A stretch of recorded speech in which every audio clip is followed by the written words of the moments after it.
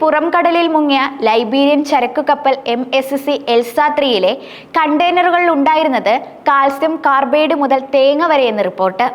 643 കണ്ടെയ്നറുകളാണ് കപ്പലിൽ ഉണ്ടായിരുന്നതെന്ന് സർക്കാർ പറയുമ്പോൾ 640 കണ്ടെയ്നറുകളുടെ വിവരങ്ങളാണ് കപ്പൽ അധികൃതർ കൈമാറിയിട്ടുള്ളത്. കണ്ടെയ്നറുകളിലുള്ള വസ്തുക്കളുടെ പട്ടിക സംസ്ഥാന സർക്കാർ പുറത്തുവിടുകയും ചെയ്തിട്ടുണ്ട്. കപ്പലിലുണ്ടായിരുന്ന 13 കണ്ടെയ്നറിൽ കാൽസ്യം കാർബൈഡ് ആയിരുന്നു. ഇത് വെള്ളവുമായി ചേർന്നാൽ പെട്ടെന്ന് തീപിടിക്കുന്ന അസറ്റിലിൻ വാതകമായി മാറും. ഇത് വെള്ളവുമായി ചേർന്ന് പ്രവർത്തിക്കുമ്പോഴുണ്ടാകുന്ന അസറ്റിലിൻ വാതകം മനുഷ്യ ശരീരത്തിന് ഹാനികരമാണ്. ഇവയിൽ 8 എണ്ണം കപ്പലിന്റെ അകത്തെ അറയിലാണ്. ബാക്കിയുള്ള കണ്ടെയ്നറുകൾ പുറത്തുമാണ് സൂക്ഷിച്ചിരുന്നത്. അതേസമയം ക്യാഷ് എന്നെഴുതിയ 4 കണ്ടെയ്നറിൽ കശുവണ്ടിയാണ് ഉണ്ടായിരുന്നത്. 46 കണ്ടെയ്നറിൽ തേങ്ങയും കശുവണ്ടിയും 87 കണ്ടെയ്നറിൽ തടിയുമായിരുന്നു എന്നാണ് സർക്കാർ വ്യക്തമാക്കുന്നത്. കാൽസ്യം കാർബൈഡ് ഉള്ള 13 കണ്ടെയ്നറുകൾ 7 എണ്ണമാണ് കടലിൽ വീണത്. ബാക്കിയുള്ളവ കപ്പലിൽ തന്നെയാണുള്ളത്. കസ്റ്റംസിന് കൈമാറിയ പട്ടികയിൽ 4 കണ്ടെയ്നറുകളിൽ ക്യാഷ് ആണെന്നാണ് രേഖപ്പെടുത്തിയിരുന്നത്. 71 കണ്ടെയ്നറുകൾ കാലിയാണ്. 46 എണ്ണത്തിൽ തേങ്ങയും കശുവണ്ടിയുമുണ്ട്. 87 കണ്ടെയ്നറുകളിൽ തടിയും 60 കണ്ടെയ്നറുകളിൽ പോളിമർ അസംസ്കൃത വസ്തുക്കളാണെന്നും റിപ്പോർട്ടിൽ സൂചിപ്പിക്കുന്നുണ്ട്. 39 കണ്ടെയ്നറുകളിൽ വസ്ത്ര നിർമ്മാണത്തിനുള്ള പഞ്ഞിയാണുള്ളതെന്നും റിപ്പോർട്ടിൽ പറയുന്നു. കാൽസ്യം കാർബൈഡും പോളിമർ അസംസ്കൃത വസ്തുക്കളും മാത്രമാണ് അപകടകാരികളായി കണ്ടെയ്നറിലുള്ളത്. പോളിമർ അസംസ്കൃത വസ്തുക്കൾ പ്ലാസ്റ്റിക് പേന മുതൽ കസേര വരെയുള്ള വസ്തുക്കൾ നിർമ്മിക്കുവാനുള്ള അസംസ്കൃത വസ്തുക്കളാണ്. മുഖ്യമായും പെട്രോളിയം ഉൽപ്പന്നങ്ങളായ ഇവയെ വിവിധങ്ങളായ മോൾഡിംഗ് പ്രക്രിയകളിലൂടെയാണ് മേൽപ്പറഞ്ഞ നിത്യോപക വസ്തുക്കളാക്കി മാറ്റുന്നത്. തീരത്തടിഞ്ഞ പ്ലാസ്റ്റിക് ഉൽപ്പന്നങ്ങൾ നിർമ്മിക്കുന്ന പോളിപ്രൊപ്പീലിൻ തരികൾ ഭക്ഷിക്കുന്നത് ജലജീവികളുടെയും പക്ഷികളുടെയും ജീവന് ഭീഷണിയാണ്. 46 കണ്ടെയ്നറുകളിൽ തേങ്ങയും കശുവണ്ടിയും നട്ട്സുമാണ്. 39 കണ്ടെയ്നറുകളിൽ കോട്ടൺ ആണ്. 71 കണ്ടെയ്നറുകളിൽ സാധനങ്ങളില്ല. 60 കണ്ടെയ്നറുകളിൽ പ്ലാസ്റ്റിക് വസ്തുക്കൾ നിർമ്മിക്കാനുള്ള പോളിമർ അസംസ്കൃത വസ്തുവാണ്. 87 കണ്ടെയ്നറുകളിൽ തടിയാണ്. 643 കണ്ടെയ്നറുകളാണെന്നാണ് സർക്കാർ വിശദീകരിച്ചത്. എന്നാൽ പട്ടികയിൽ 640 എണ്ണമാണ്. എന്നാൽ കണ്ടെയ്നറുകളുടെ പൂർണ്ണ വിവരങ്ങൾ അധികൃതർ ഇതുവരെ പുറത്തുവിട്ടിട്ടില്ല. കപ്പൽ പരിശോധിക്കാൻ കമ്പനി അധികൃതർ ഇന്നെത്തും.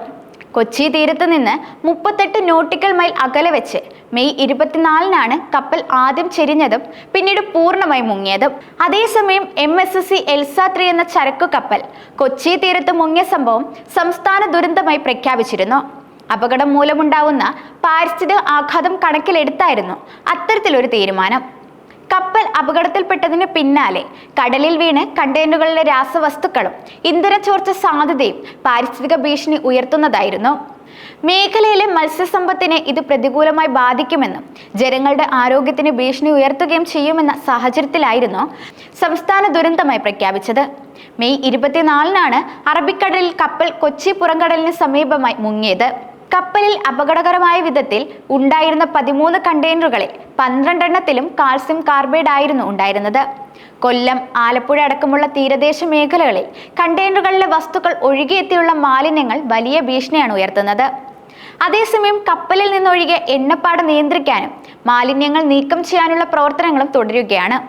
കൊച്ചി തീരത്തിനോട് ചേർന്ന് അപകടത്തിൽപ്പെട്ട MSC എൽസ 3 എന്ന കപ്പൽ മുങ്ങാൻ കാരണം സാങ്കേതിക തകരാറെന്ന് മെർക്കന്റൈൽ മറൈൻ ഡിപ്പാർട്ട്മെന്റ് വ്യക്തമാക്കിയിരുന്നു. കപ്പൽ ആടി ഉലയുമ്പോൾ ഉണ്ടായേക്കാവുന്ന അപകടങ്ങൾ തടയുന്നതിനായി അടിത്തട്ടിൽ വെള്ളം സംഭരിക്കുന്ന ടാങ്കുകളായ ബെല്ലാസ്റ്റിൽ വെള്ളം നിറഞ്ഞതാണ് അപകട കാരണം. ഇതോടെ ഒരു വശത്തേക്ക് കപ്പൽ ചെരിയുകയായിരുന്നുവെന്ന് MMD വ്യക്തമാക്കി. കപ്പലിന്റെ തകരാറുകൾ പരിഹരിച്ച് സഞ്ചാരയോഗ്യമാക്കാനുള്ള ശ്രമം കാലാവസ്ഥ മോശമായതിനെ തുടർന്ന് സാധിച്ചില്ലെന്നും അധികൃതർ പറഞ്ഞു.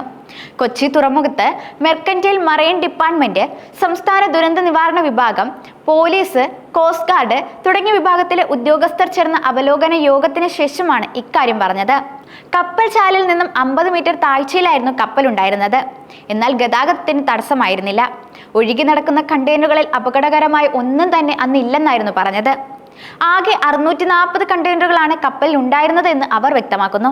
ഇവയിൽ 12 എണ്ണത്തിലാണ് കാൽസ്യം കാർബൈഡ് ഉണ്ടായിരുന്നത്. 1 റബ്ബർ ഓയിൽ കണ്ടെയ്നറുമാണ്. കാൽസ്യം കാർബൈഡ് അടങ്ങിയ 5 കണ്ടെയ്നറുകൾ കപ്പലിന്റെ മുകൾ ഭാഗത്തുണ്ടായിരുന്നു. മറ്റുള്ളവ കപ്പലിന്റെ താഴെ അറകളിലാണ്.